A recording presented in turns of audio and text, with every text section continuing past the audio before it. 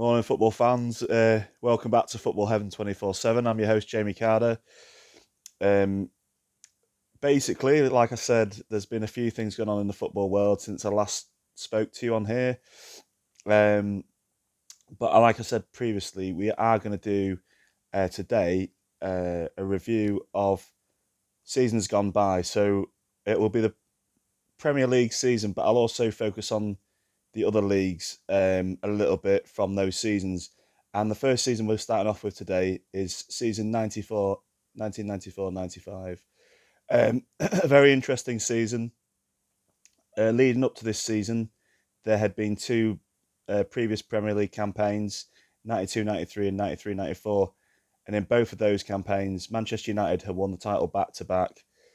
They had gone from not winning the title in 26 years since 1967 um, to winning it in 93, uh, thanks to some great play by some great players. Key players, obviously, in their winning that title was the great backline of Bruce and Pallister, Irwin, and also the youth coming through of Ryan Giggs, who did fantastically on the wing, and obviously some of the old players who'd been with Manchester United since the 80s, Brian Robson and Mark Hughes, who had also contributed very well to them becoming the first Premier League champions and, as I said, back to back champions. But leading into the 94-95 campaign, Nottingham Forest had just been promoted under the tutelage of Frank Clark, who was a former player of Brian Clough, who played in the European Cup winning teams of 1979 and 80. He was now the new Forest manager. Forest had got promoted for finishing second behind Crystal Palace, and they'd started the previous season really, really badly. But they went on a fantastic run, and that saw them, after I believe 10 games, end up finishing in second and getting promoted to the Premier League. Now, Forest had signed two new players. Um, they'd signed Alf Inge Haaland, um, father of today's player Erling Haaland, who plays now for Manchester City. He's going to be playing for Manchester City in this 22-23 season coming up. They signed him from Norway, and they signed also a key player for that, what would be for this season, Brian Roy, who came from Italian club Foggia.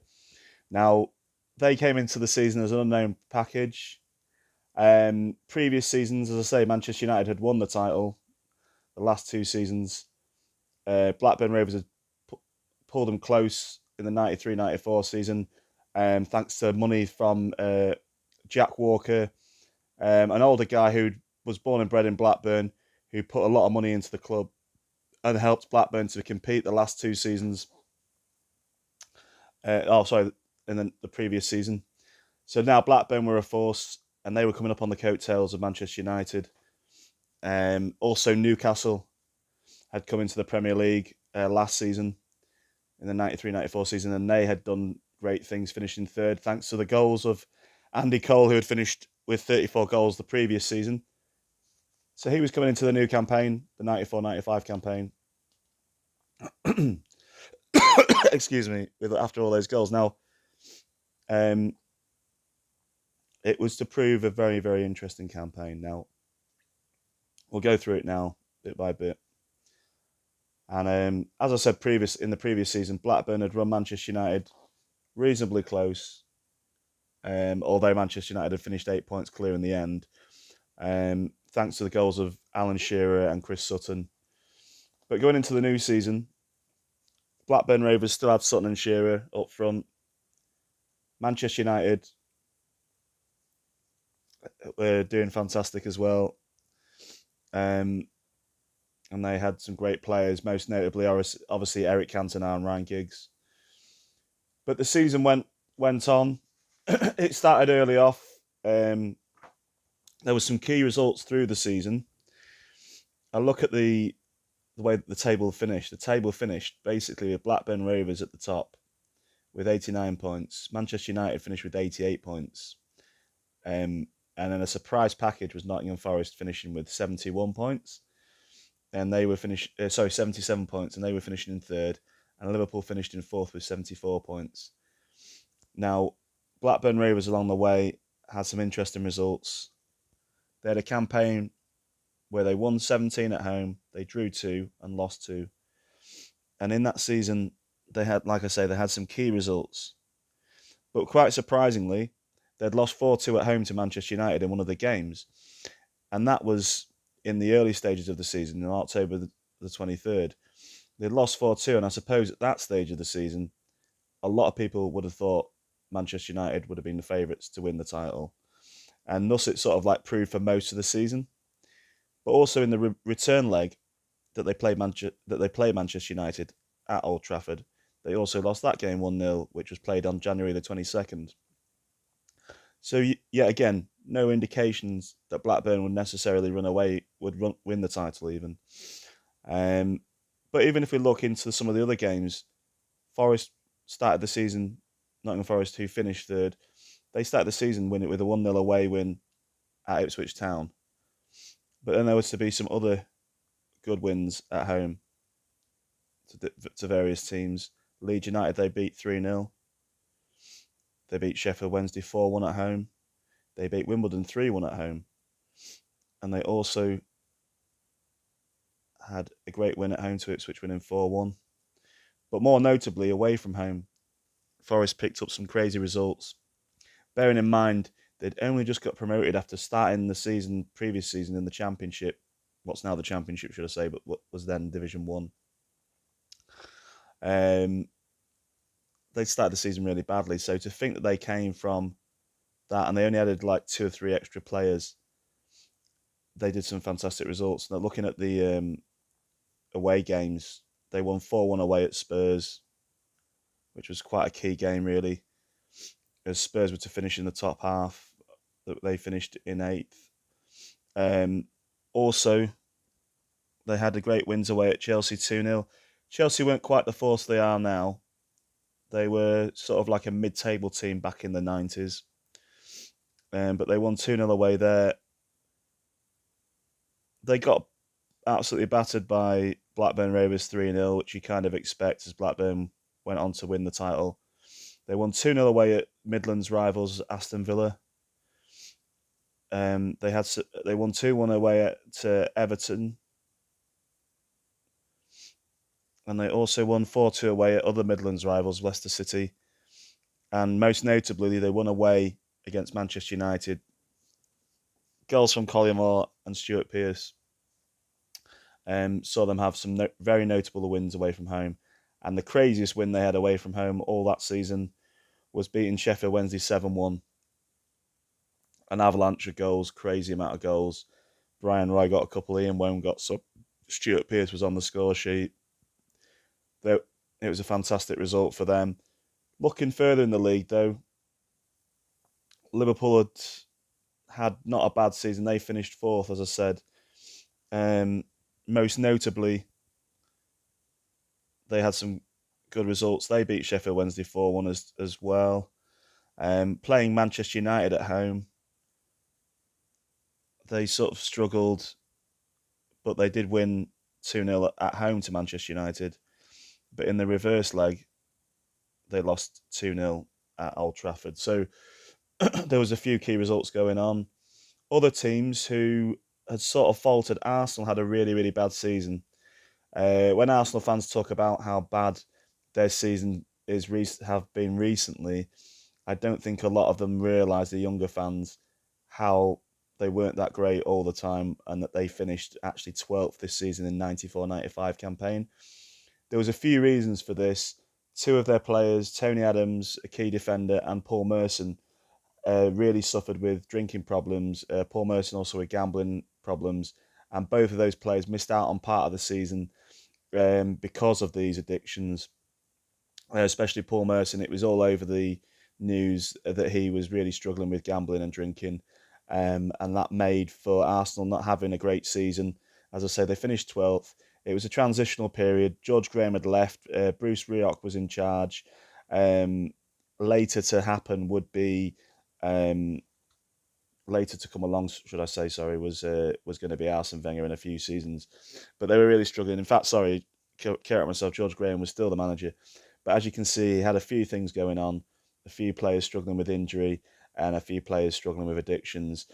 Something that had never really been brought to light. In those days, the drinking and the gambling culture was quite a regular culture in football.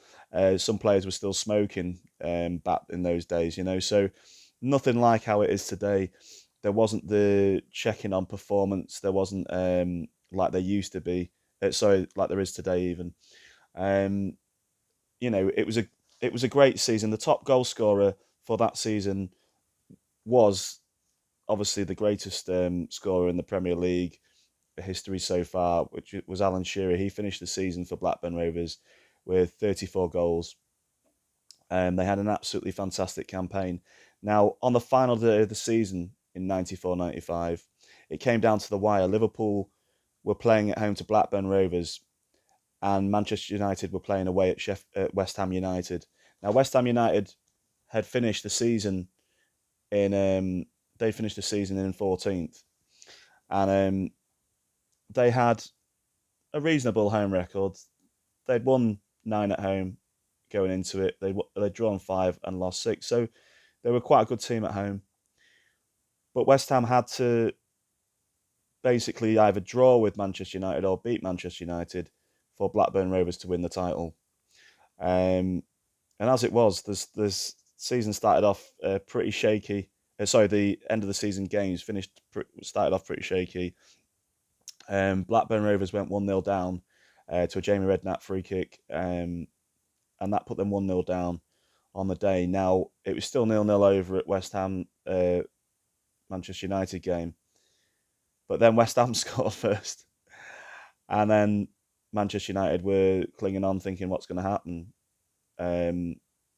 Manchester United, and then Manchester United equalised, and it looked like it was going to be all doom and gloom for Blackburn, but it wasn't, because Manchester United never got that goal. They had a few cleared off the line. There was a number of shots that were saved by the West Ham goalkeeper, McCloskey. But Manchester United just couldn't find a way through. It was absolutely crazy.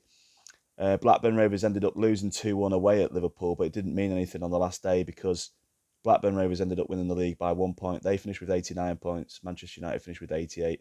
As I said earlier, Forest were in third with 77, and Liverpool finished in fourth with 74 points. Now, back in those days, it wasn't like it was now. It wasn't the top 4 went into the Champions League, and and 5th and 6th went into Europa League. There was nothing like that.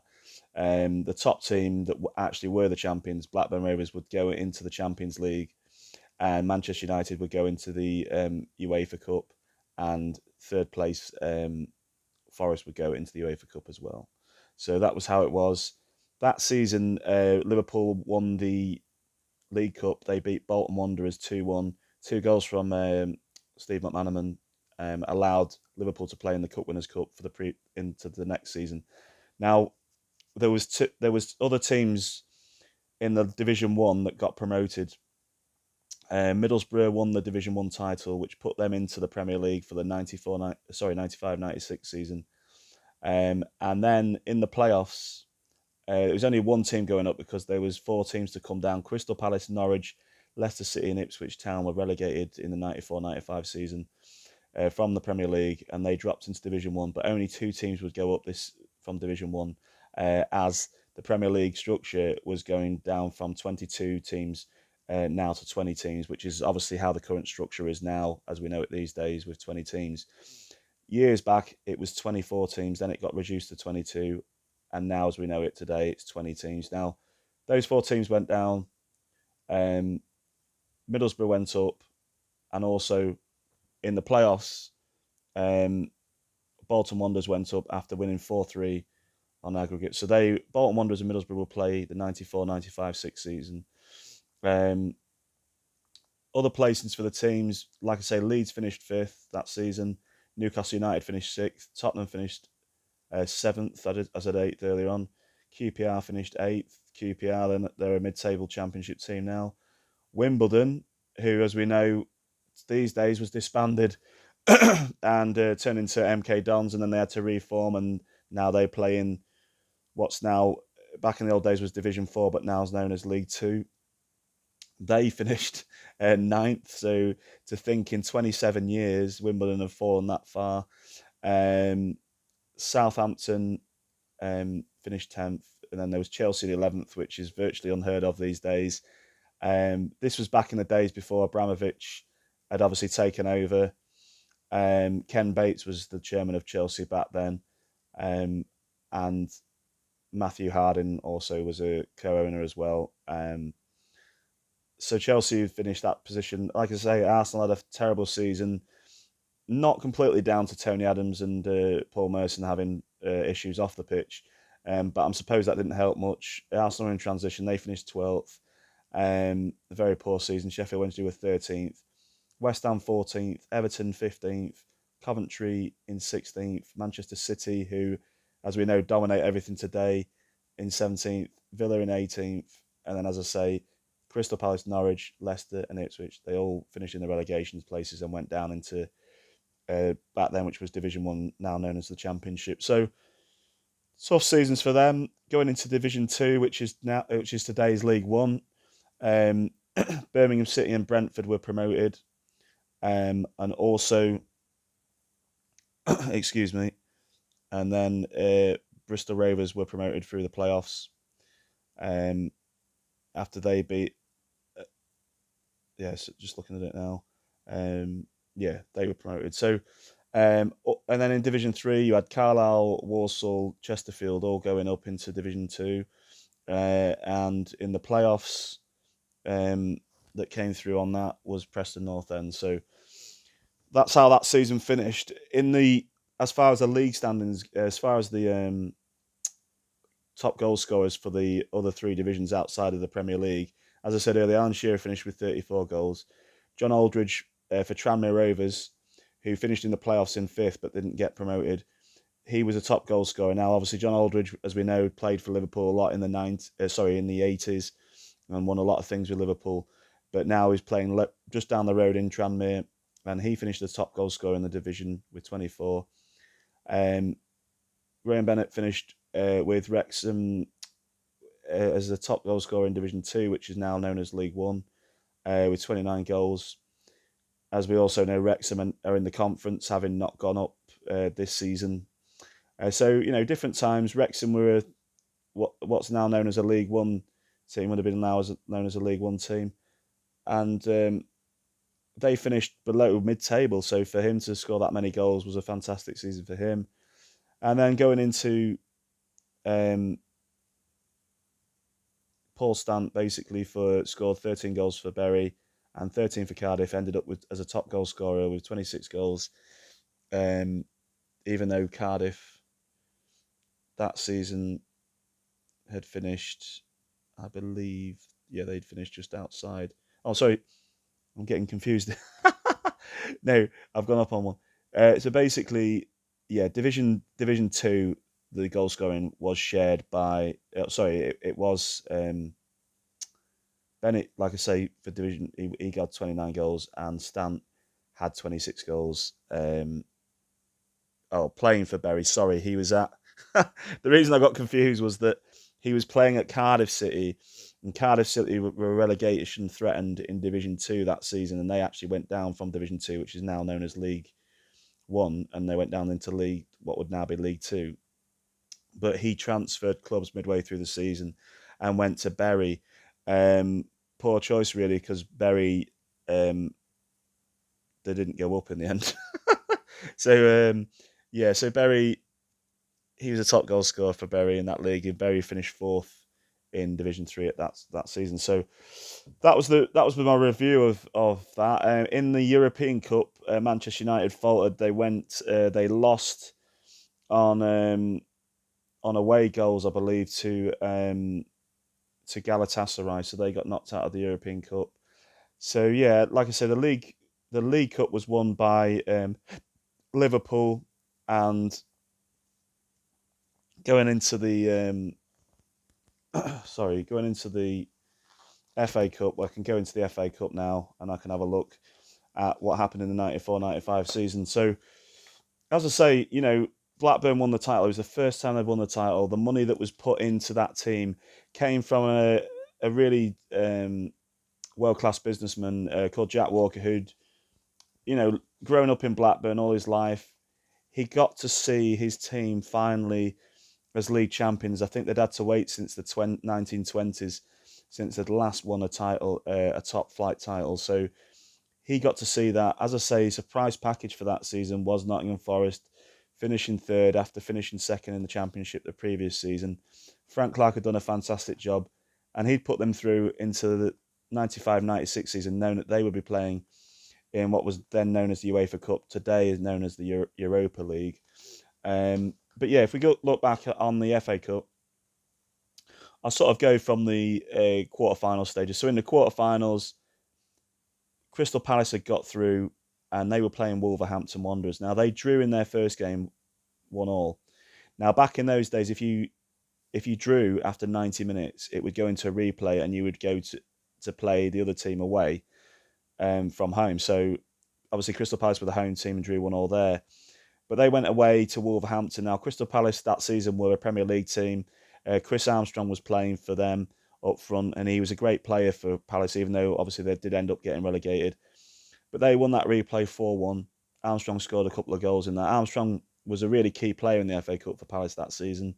And that obviously put Crystal Palace through into the semi-finals. Now, who they would face in the semi-final would be out of the winner from Manchester United against Queen's Park Rangers. Now, as I say, Manchester United had finished second this season, only a point behind Blackburn Rovers after winning the previous two titles. And they won 2-0 against Queen's Park Rangers, who had also had a great season. They'd finished 8th, but they lost 2-0 narrowly there. So that meant that obviously Palace would play Manchester United in a semi-final. Now, the last time that these two had played each other in the elimination stages in the Cup was back in the 1989-90 final, when Ian Wright was sort of making his breakthrough for Crystal Palace before he obviously joined Arsenal, which he was at this season. Obviously, Ian Wright would go on to become a legend at Arsenal, as we know. But, as I say, Crystal Palace had got through. Manchester United had got through. They were playing each other in the first semi-final. And then it was the winner of Everton Newcastle and Liverpool Tottenham to face each other in the semi-final. So a possible Merseyside derby. Now, Liverpool would have been the narrow favourites going into that game, and they were playing at home. And obviously Liverpool have always had a really good league home record since obviously Shankly taking over them in the 60s and all that. And Tottenham weren't the favourites. Liverpool had finished 4th that season. Tottenham had finished 8th. No, sorry, not 8th, 7th. Tottenham finished 7th. And also, something I forgot to mention, which was crucial about the 94-95 season, was that it was after the 94 World Cup, and a lot of the superstars from the World Cup came over. Tottenham predominantly benefited from that. They got some guys from Romania. Most notable signing was obviously Jurgen Klinsmann. Obviously, his celebration was doing a dive because he got a lot of abuse from the English media saying that he was a diver. So every time he would score a goal, and he scored a lot of goals that season. I believe he scored 23 goals that season for Spurs. But obviously with Alan Shearer about, it was tough to finish as a top scorer. He made his impression though, alongside Teddy Sheringham up front for Spurs. And, that's what counted for them. They won that quarter-final away at Liverpool 2-1.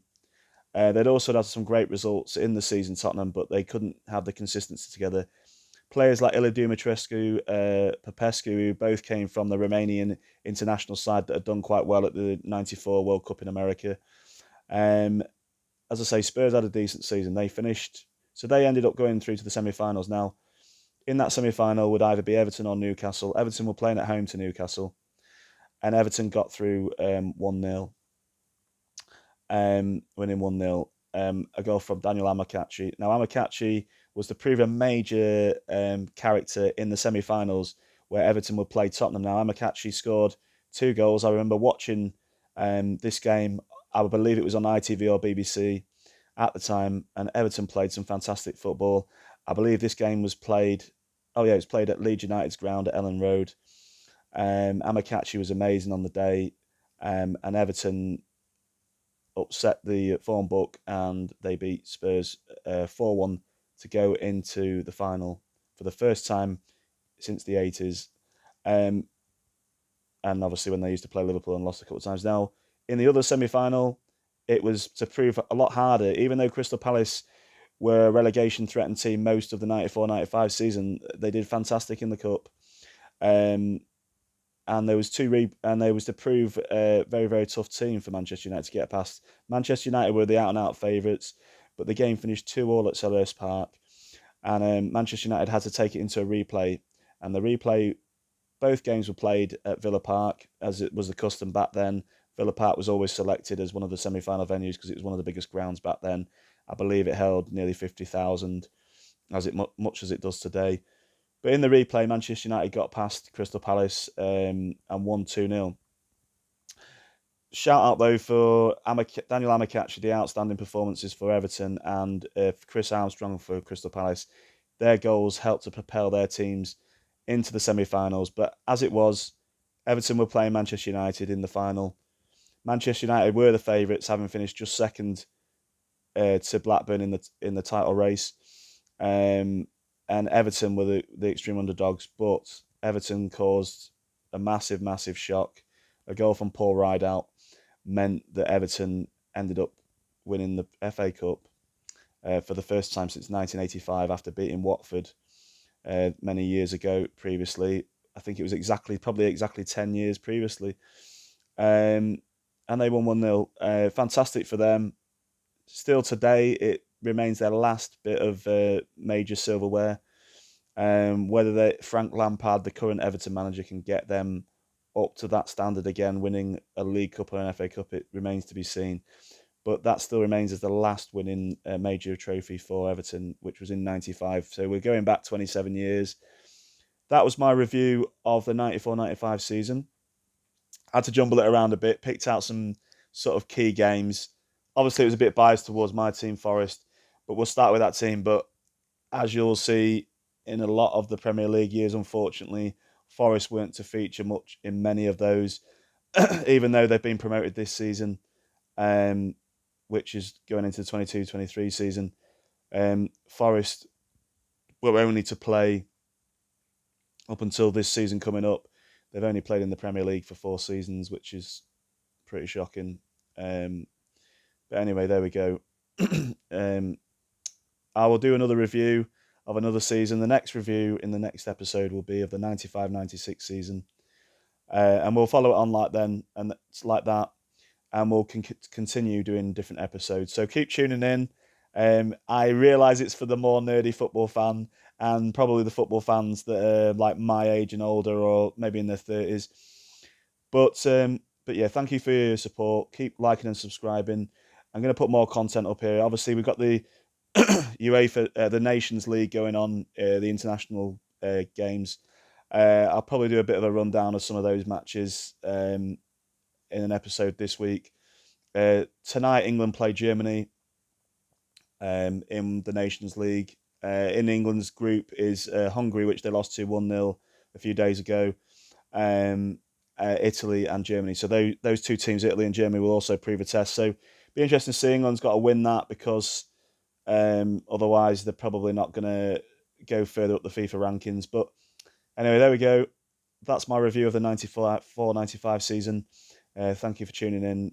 Continue to like and subscribe. Get all your friends and family involved. I've been Jamie Carter. This is Football Heaven 24/7. This was episode 22, and there'll be an episode 23 coming very shortly. All the best. Have a great week. Bye.